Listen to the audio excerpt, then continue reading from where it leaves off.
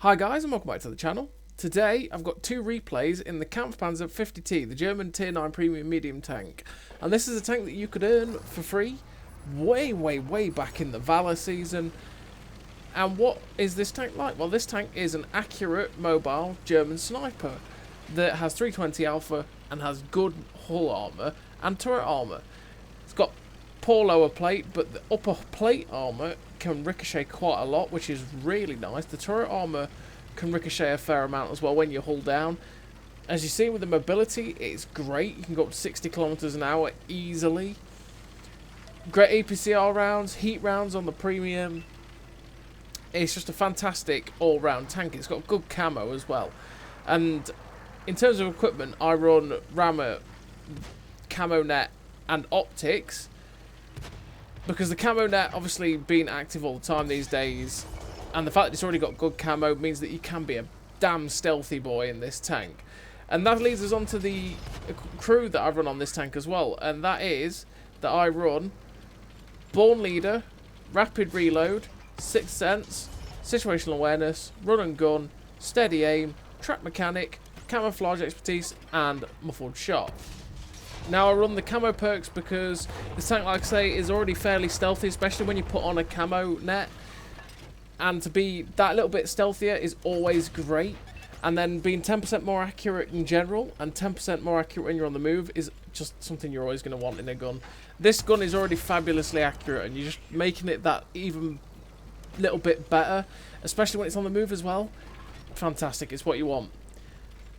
So in this first game on Arctic region, we've taken a very aggressive position on E56, and from this position you can get great shots across the B line. You can spot them all out as they're crossing, and as you see, we've already got 1300 damage, we've got 190 assisted. That is really nice to start off the match. But we've noticed the light tank is in behind, and I'm thinking, well, I could try and go get shots at him, but actually I want to change up position of spots as well. I want to try and push to be able to spot anything that's camping in their base. But more than that, I actually want to get to this little ridgeline over here to try and start firing at stuff like the T-54 lightweight. Now, I've taken a very aggressive push here. I probably could have pushed differently there and stayed more safe. I probably could have pushed back through the valley and up where G34 is and pushed this position from there. But I just wanted to get here as quick as possible to get rid of that T-54 lightweight. I didn't want him to take that position. I didn't want them to push and spot our base up any more than they already was. So from this position now, we are safe from their guys on the hill, just about, and we are actually in a great position to stay hull down and start farming these guys. We're aiming for a shot there at the cupola of the 75, but I decided, you know what? The likelihood of me penning that from that angle and trying to snap it in is very little, so I'm not going to take it. We're trying to snap the shot at the turtle. Unfortunately, we're missing, but we know that they've both fired, and I will reload way quicker than both of them.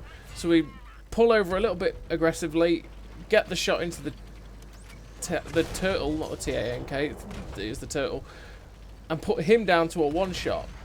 And now we're reloading, trying to get a shot into the top of the E75's turret. Unfortunately, it ricochets. And now there's a Dragon that's in front. I don't think he's realised what a good position I'm in currently. We get a nice shot into him there. He's on full health as well. And he's just YOLOing forward. Just get a shot into him there to track him, because we wanted to track him in place. That hopefully, I was hoping that he'd get wrecked while I tracked him in place, get a bit of assisted, and then he decides to ram the 50-ton tank. I don't know why. But he's given me the perfect bit of cover here from this E75, who is also coming to YOLO. And I'm trying to look for that shot into the lower plate through this little gap. We get it in.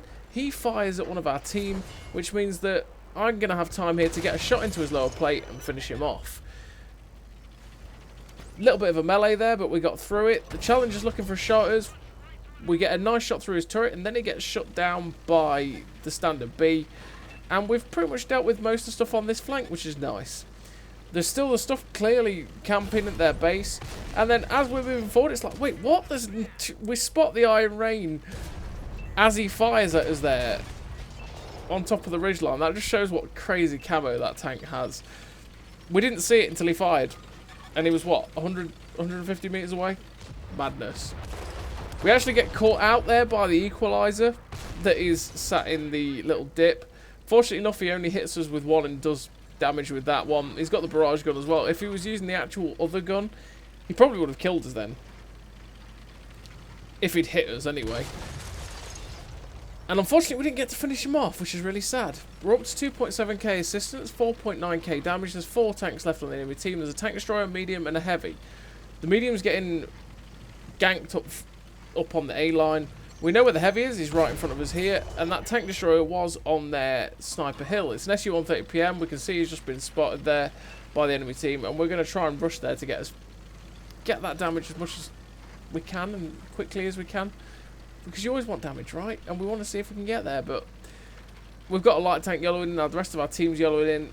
I don't know if we will get there. At this point, I'm thinking we're probably not. He's going to get finished off. I mean, we've had a good game so far. It's 8.8k combined, something like that. Or 8k combined, sorry. Which is really nice. It's a great game for the Kampfpanzer. Honestly, this tank is just... It's a dream to play. It's a fabulous tank. It's got great gun handling. It's got great mobility. The only thing that lets it down is its DPM, which I suppose is the balancing factor. So we finished that game with 5.5k damage. The Ace Tanker, the Confederate, the High Caliber. And we didn't have the second mark at this point. 2.1k base XP. And yeah, like I said, it was, what, 8.3k combined. Great game for the Kampfpanzer. But we were in fantastic matchmaking in that game as well. There was only 4 tier 9s. We just had to be as aggressive as possible and take as much advantage of that matchmaking as we could. So we're on to the second replay, and we're on Highway. Highway from this spawn is fabulous for us because we can go straight down under the bridge onto the ridge line on the 6 line on their side of the bridge where their cap is. And we can spot anyone that's camping, we can get all the assisted on them, and we can get a load of damage. As long as they don't have loads of tanks that YOLO down into this dip, it's Gucci. You can get so much damage and assistance. It's fantastic. If they have people that YOLO, it can be awkward because obviously they'll YOLO and get some shots into you and you'll have less health to play with. But if they don't, then you can just abuse them. So we've got to this ridge line.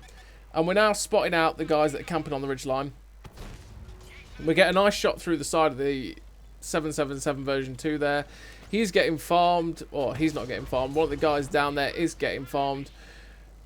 And I'm thinking, there is a light tank behind me, but there's people there to deal with it. I think it's Randy on B2. And I'm like, he's like, I deal with the light tank. And it was something that I wasn't going to look at. But it is a T-49, and if I've got 3 shots at him, I may as well get rid of him. Because as well as the fact that, you know, my team could probably deal with him, he is spotting them up. And that means that they're getting shot at by what's in front of me. And if they're getting spotted and shot at, they're not going to be poking out to get shots for me to get assistance. And we're up to 1,800 assistance already, and I want more. So we poke up to spot the STRV. We end up spotting in other stuff as well. We spot a medium tank, the Leopard PTA, and he's getting farmed up. And just look at the assistance you can rack up when you spot people like this and you've got people shooting. We're up to 4k assistance. We're trying to finish off that Leopard PTA, and he does get finished off. 4.4k assistance, 3 minutes in. This position, when you've got not many other people spotting it with you, absolutely fantastic. And when you're going for MOEs and stuff, this kind of game, this kind of position, this kind of push can make or break your push for a mark of excellence. And you can get so much from it. It's great. I mean, look at this at the minute. We're at 6k combined, 3 minutes in. That's enough to go up loads, generally, before the MOE patch, actually, to be honest. Right now, for the Kampfpanzer, it's like a 0.3 gain, 0.4 gain or something stupid like that. I did 7k in it the other week, which I didn't record because I'm an idiot, but less of that. I did 7k, and I only went up 0.4, and I'm like, I'm in a tier 9 medium tank. I did 7k damage, which is an absolutely fantastic game for the tank, and I gained absolutely nothing at 85%. It's just sad. But anyway, we're going to push up now to get a shot into this MX-65T to get some payback, because he did slap us. But unfortunately, we ricochet off the back of his turret. It's a 65T, it's got no armour. Oh, that's really unfortunate that we ricocheted off that. We've now got all their team just sat in front of us, and yeah, it's a little bit awkward. But we're going to push up onto the ridge line a little bit to the right so we can get the gun depression and get the shots in. Somehow that snapshot went into the cupola of the 65T. That was a very fortunate shot. Unfortunately, Swindle gets shut down by the Waffle Panzer IV. We pull back because the Progetto is coming for us. We get a tracking shot into the Progetto. He's trying to farm us. We're just going to wiggle to make sure that, well, hopefully he'll bounce. But we are keeping him pinned here, hoping that the team will blast him and get rid of him. The key here is to keep him tracked, right? We know that that Progetto's got terrible, terrible, terrible DPM. And he clearly just dropped the last 2 shots into me, which meant that he was going to be reloading for like years. So I knew I had the time. I just wanted to keep him pinned and tracked in that position, because obviously at that point, he was going to struggle to get the gun depression to shoot me. And I was going to get any assistance on him as well from my peeps shooting him up. Unfortunately, we hit the ridgeline there. I was talking about how good the gun handling is. We hit the ridgeline and didn't get to shoot the GW Tiger Pig there. But fortunately enough, we do get to finish him off. There's 1 tank left. It's a tank destroyer that's in the town. But there is tanks ahead of us, which means we're not going to get anywhere near it. We did 4.1k damage, 5.1k assist, 9k combined. That spawn on highway is honestly always a dream. It's always great to play on, because you always get a great amount of damage and assist. The KPZ 50t though is an absolute beast. It's a beauty to play, and as always everybody, thank you very much for watching. I'll see you next time.